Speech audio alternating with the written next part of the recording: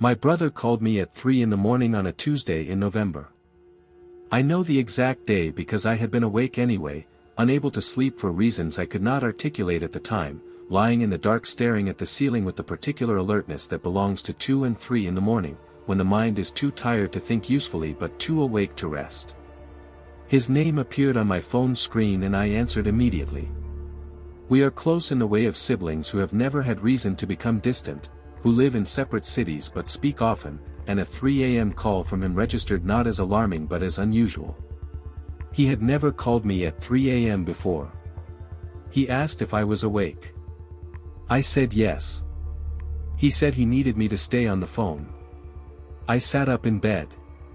His voice had a quality I had not heard from him before. Not panic. My brother does not panic easily, and this was not panic. It was the particular controlled quality of someone who is frightened and has made a deliberate decision to remain functional. The voice of someone talking themselves through something by the act of talking at all. I asked him what was wrong. He said he was in his bedroom. He said the door was locked. He said there was someone in the hallway outside his door. I asked how he knew. He said he could hear them breathing. I asked if he had called the police. He said he was going to. But first he needed someone on the line with him. He needed to not be alone in his bedroom in the dark with the sound of someone breathing on the other side of his locked door. I told him I was not going anywhere. I turned on my bedside lamp. I sat up fully against the headboard and I held the phone to my ear and I listened. For several minutes he did not speak and I did not speak, and the line was quiet in the way that phone lines are quiet when nothing is happening, a faint hiss of connection, the sound of his breathing which I could hear clearly. And then I heard it too. I want to be careful about how I describe it because I have spent a long time making sure I am being accurate rather than dramatic. What I heard through the phone was a sound I initially understood as interference, the kind of audio artifact that phone calls produce, a rhythmic quality to the background noise that could be explained by the transmission. I listened for 30 seconds before I understood it was not interference. It was breathing. Coming from the other side of his door. Audible through his phone, through the closed and locked door, through whatever distance separated his bed from that door. Audible to me in another city, held to my ear in the dark. It was slow. Deliberate. The breathing of something that was not in a hurry. Not labored, not excited. Patient. The word that kept arriving in my mind while I listened was patient. It breathed the way something breathes when it has been standing in the same place for a long time and expects to be standing there for considerably longer. My brother whispered, "You can hear it." It was not a question.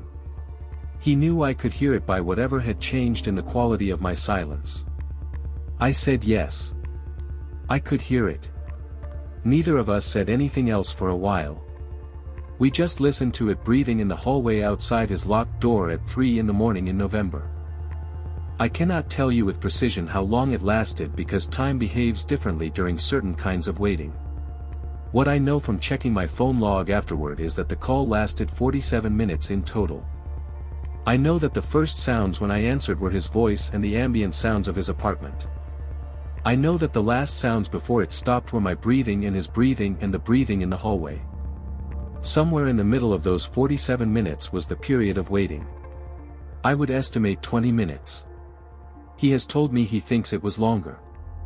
We spoke in whispers when we spoke at all. He told me he had texted the police. He told me the door was locked and the deadbolt was thrown and the chain was on.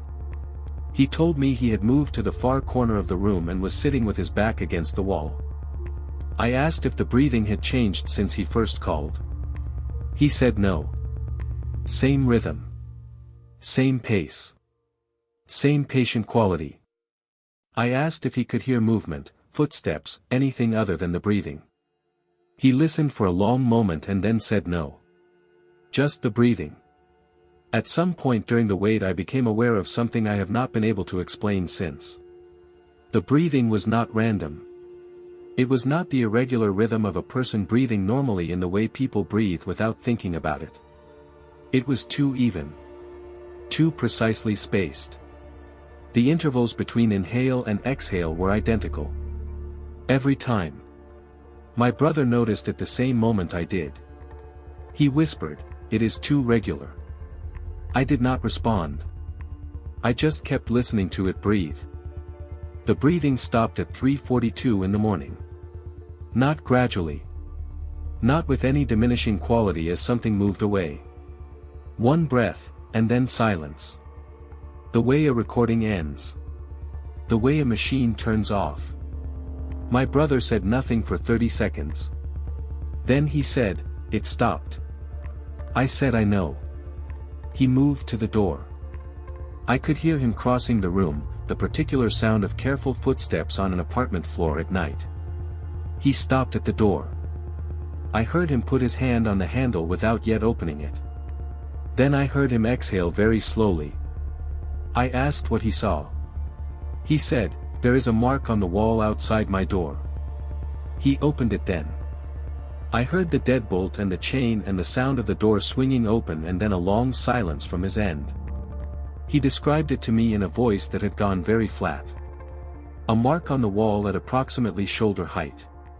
The paint slightly compressed, slightly darkened in an area roughly the size and shape of a shoulder leaning against a surface for an extended period of time. The way a wall looks when something has been pressed against it for a long time. Whatever had been in the hallway had been leaning against the wall outside his door. For at least 20 minutes. The police arrived 11 minutes later. They found nothing in the hallway. They found nothing in the building. No evidence of how anyone could have entered or left. They did note the mark on the wall. They had no explanation for it. I drove to his city the following weekend. I needed to see the apartment. I am not sure I could have articulated what I was hoping to find or confirm, but something in me required the physical presence of the place where it had happened. He showed me the mark on the wall. The building manager had not yet repainted. It was still there, shoulder height, on the wall directly opposite his bedroom door.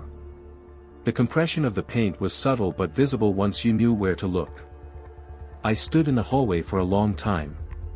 The distance from the mark to the door frame was perhaps 2 feet. Whatever had been leaning against that wall had been close enough to reach out and touch the door without fully extending an arm. It had not touched the door. In 47 minutes, or however long it had been there before my brother called me, it had not touched the door. Had not knocked. Had not tried the handle. Had not made any sound except the sound of its own breathing. I think about that choice constantly.